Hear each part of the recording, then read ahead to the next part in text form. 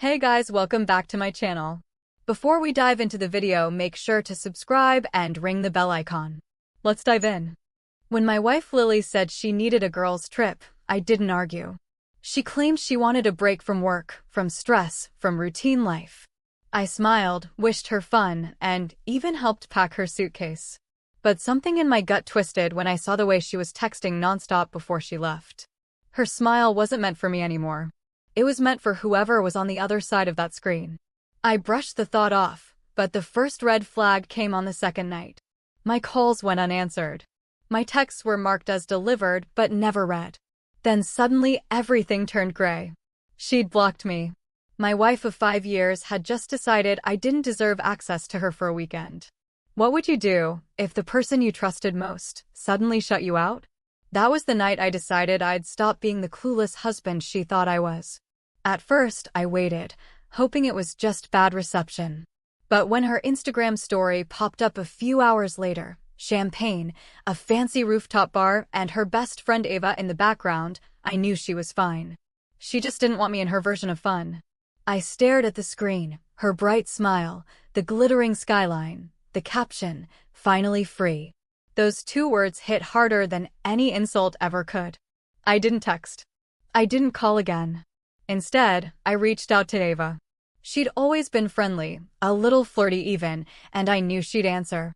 When she picked up, her tone softened instantly. "Hey Mark, what's up?" I smiled slightly.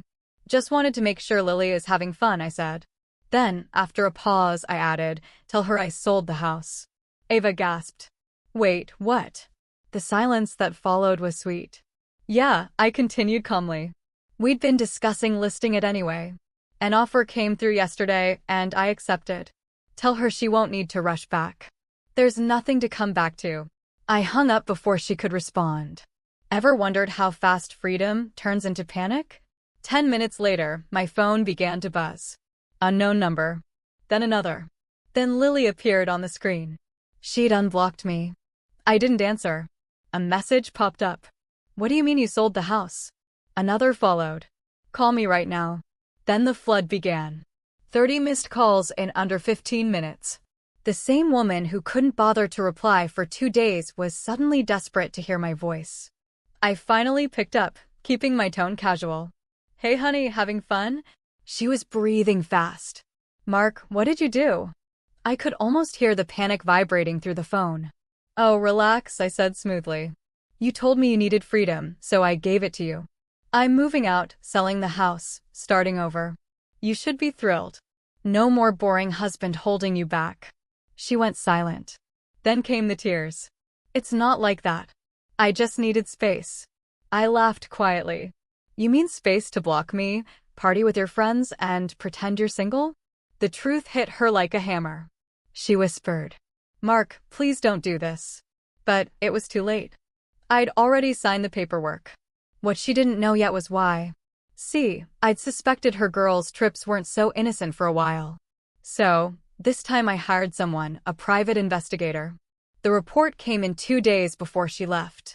Pictures of her and a man named Dylan, a coworker, kissing in a car, checking into a hotel, laughing like they'd been together for years.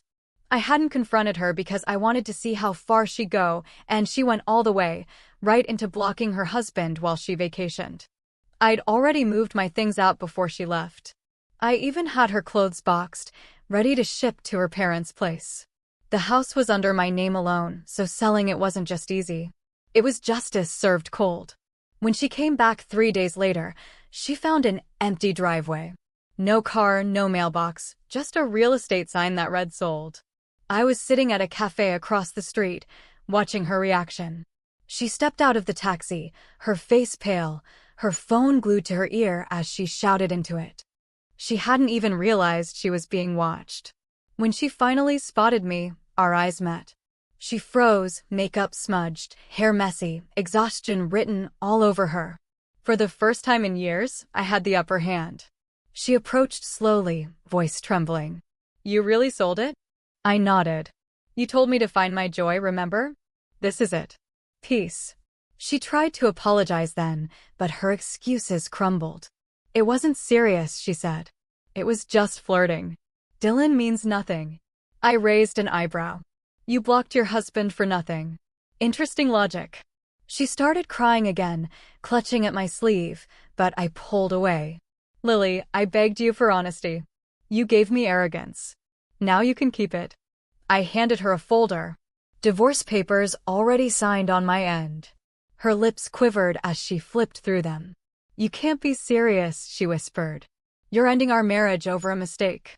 I smiled sadly. No, I'm ending it because you made it clear I'm the mistake. Her pride cracked then, and all the fake confidence melted. Please, Mark, I'll fix it. I'll block him. I'll do anything. I looked her straight in the eye. You already blocked the wrong person. Actions have consequences. You just met yours. She dropped to her knees right there in the driveway, sobbing. It was sad, but also fitting. The woman who once boasted she didn't need me was begging to be let back into a life she'd already burned. I walked away before she could grab my hand again. For once, her words didn't matter. The silence between us said everything that needed to be said. That night, I turned off my phone and slept peacefully in my new apartment. No buzzing, no anxiety, no pretending, just quiet freedom. The next morning, I checked my messages. 57 unread texts, all from her. Pictures of us, promises, memories she'd suddenly remembered meant something. But love can't be brought back from ashes. Especially not when the fire was started by the one who swore to protect you from it. I sent one final reply. Don't worry, Lily. You're finally free, just like you wanted. Then I deleted her number. Weeks later, Ava texted me again. She's miserable. She said she can't believe you actually moved on. I just replied. She blocked me first. I just respected her choice. Because that's what people like Lily never understand. Sometimes the worst punishment isn't revenge. It's peace.